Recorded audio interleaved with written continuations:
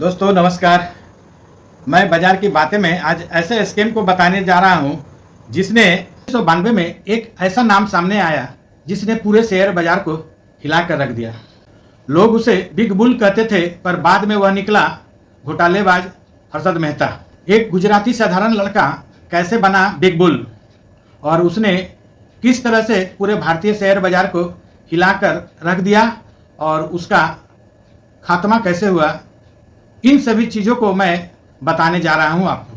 संक्षेप में हर्षद मेहता के बारे में जानते हैं तो हर्षद मेहता का जन्म 1954 ईस्वी में हुआ गुजरात के राजकोट में, और किसी कारणवश उसके पिता को छत्तीसगढ़ शिफ्ट होना पड़ा बिजनेस के सिलसिले में।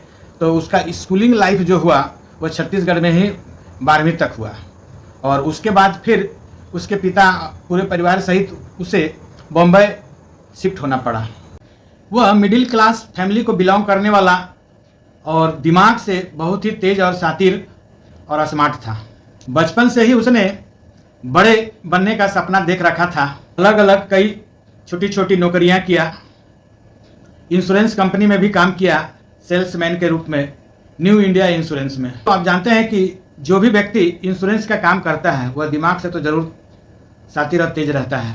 तभी तो दो व्यक्ति के बीच में मिला करके किसी भी व्यक्ति से बात करके वह सेल्समैन का काम अच्छे तरीक़ा से कर लेता है और अपने प्रोडक्ट को, अपने जो भी चीज़ उसको सेल करता है उसे बेचता है। समय बीतता गया और 1980 में उसे एक ब्रोकरेज हाउस में काम, ही से शुरुआत होता है उसकी दिमाग का असली खेल। ब्रोकरेज फर्म में काम करते हुए उसने बहुत पैसे कमाए।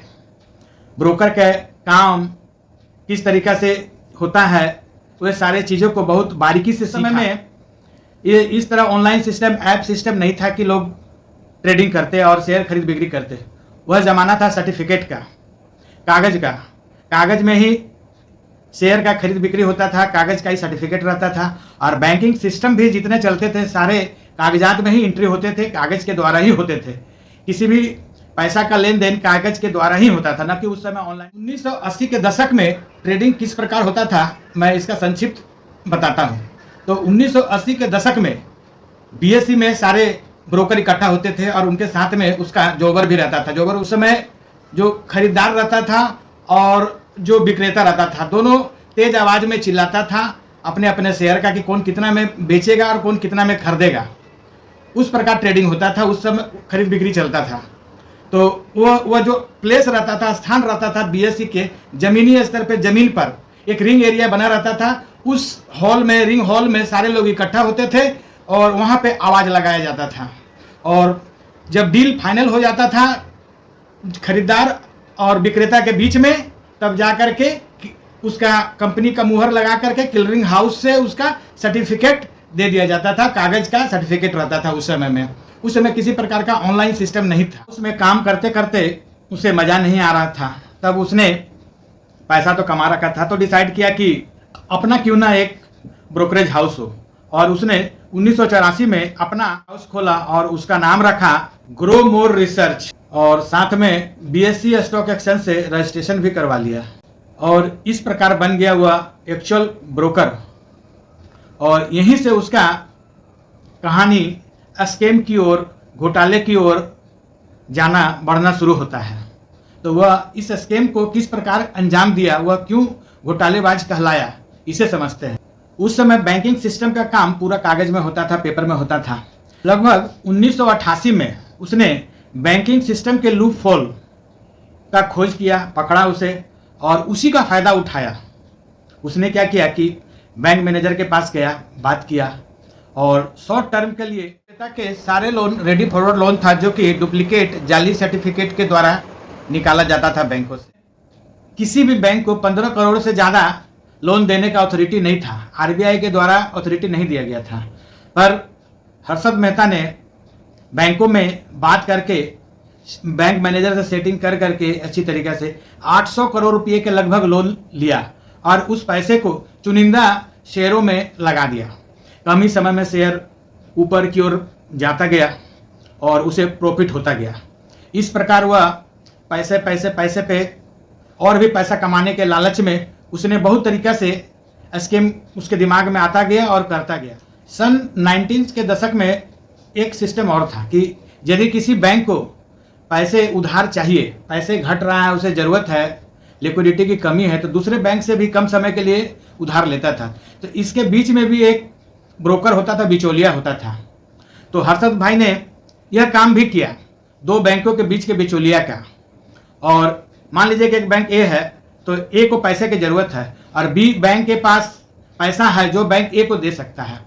तो उस समय में आरबीआई के पास में एक रूल्स था कि आपको बैंक में आरबीआई के पास में सिक्योरिटी मनी के रूप में पैसा जमा रखना है और उसके बदले में आरबीआई उसे बॉन्ड या सिक्योरिटी पेपर एसजीएल जिसे बोलते हैं वह दे देता था। इसे एक एग्जाम्पल से समझते हैं। मेहता ने जब बिचौलिए का काम बैंकों के बीच में शुरू किया तो उसने बैंक ए के पास गया और बात किया, फिर बैंक बी के पास गया और बात किया कि आप बैंक ए को पैसा दे। तो बैंक ए को पैसा की ज़रूरत था, बैंक बी पैसा देने वाला था। तो क्या किया कि उसने बैंक ए का जो आरबीआई के पास जमा बॉन्ड था, सिक्योरिटीज के पेपर थे, वह ले करके बैंक बी को देना था, उसके बदले में उससे कैश मिलता। तो इस बीच का जो ट्रांजेक्शन में जो समय लगता था लगभग 15 दिन, महीना दिन लग जाता था।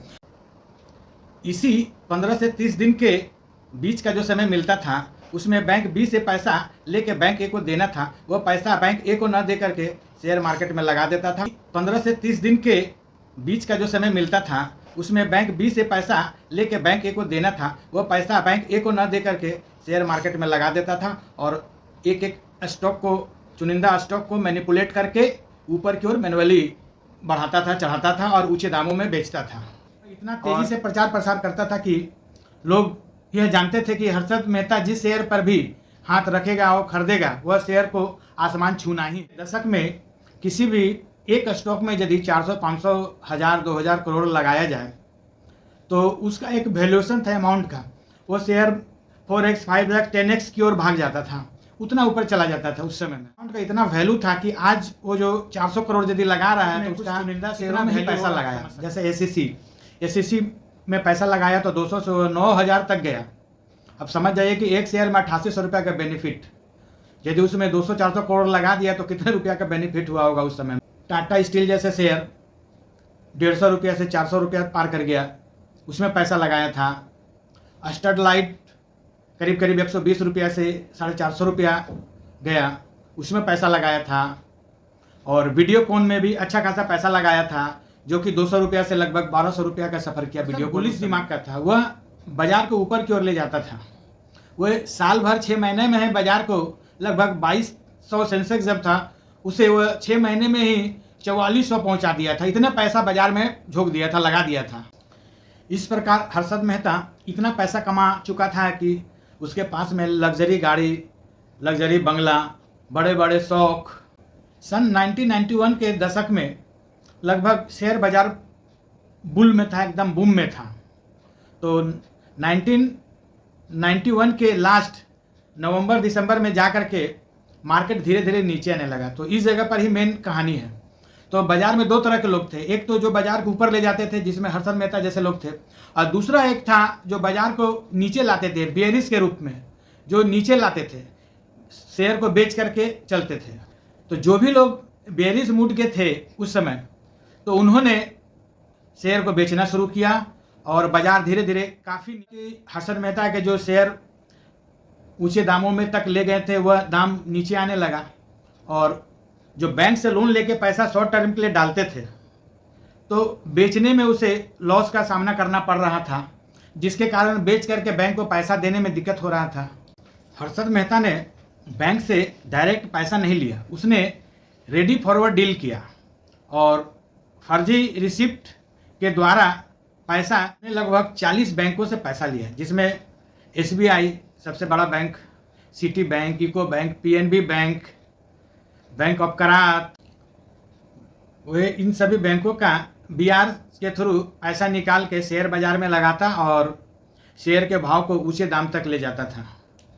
23 अप्रैल 1992 सर्वप्रथम सुचेता दलाल, जो टाइम्स ऑफ इंडिया की एक महिला पत्रकार थी, इस स्कैम के बारे में उजागर की। सुचेता दलाल को बहुत दिनों से शक हो रहा था कि हर्षद मेहता इतने कम समय में इतना ज़्यादा पैसा, इतना लग्जरी लाइफ इतने अच्छे कारें, इतने अच्छे जगह पे बंगला, ये सब बहुत कम समय में कहाँ से अर्जित किया। तो उसने उसके पीछे के उसके छानबीन करती रही और अंत में वह यह आर्टिकल लिख करके उसके स्कैम का उजागर की। और उसके बाद जांच कमेटी बैठा जिसमें आरबीआई और फिनांस मिनिस्ट्री और स्टॉक एक्सचेंज बीएसई तीनों के द्वारा यह सामने आया कि हर्षद मेहता ने 4,000 करोड़ का पैसे गबन करके शेयर मार्केट को मैनिपुलेट किया, शेयर के दामों को गलत तरीके से बढ़ाया और उसे ऊंचे दामों में बेच के पैसा कमाया। तो उसके ऊपर में जालसाजी और क्रिमिनल केस लगभग 27 से ज़्यादा चला, जिसमें एक केस में उसे 5 साल के लिए सज़ा भी हुआ और जेल में, थाने के जेल में रहते हुए ही उसकी हार्ट अटैक से मृत्यु हो गया। मृत्यु बड़ा ही रहस्यमय ढंग से हुआ। उसके पत्नी के द्वारा कहा जाता है कि उसे ट्रीटमेंट, जो उचित ट्रीटमेंट मिलना चाहिए था, उसका जो डिमांड था, जिस समय उसके सीने में दर्द हुआ तो उसे मिला नहीं और उसी के कारण उसका मृत्यु हुआ। दोस्तों, यह हर्षद मेहता की पूरी कहानी है। यह कहानी आपको कैसा लगा ज़रूर कमेंट्स में बताइएगा। बनाने में दोस्तों बहुत मेहनत लगता है, बहुत समय लगता है, इसलिए वीडियो को लाइक और चैनल को सब्सक्राइब जरूर कीजिए।